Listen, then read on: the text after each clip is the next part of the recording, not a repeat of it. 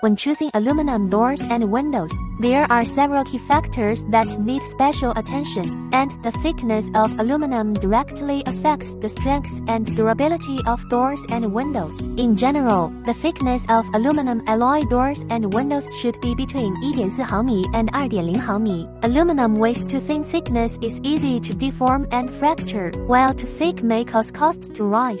So it is necessary to choose according to actual demand. Oxidation treatment is one of the most important protection processes for aluminum. A good oxide layer can not only improve the corrosion resistance of aluminum, but also enhance its surface hardness. When consumers choose, they can ask the manufacturer about the thickness of the oxide layer and the treatment process. And the oxide layer of high-quality aluminum should be above 10 microns. The processing technology of aluminum directly affects the performance and appearance of doors and windows. High-quality aluminum is usually extruded to form a uniform cross-section, rather than using casting or electric welding. The strength of extruded aluminum is higher, the surface is smoother, and it can effectively resist deformation and corrosion.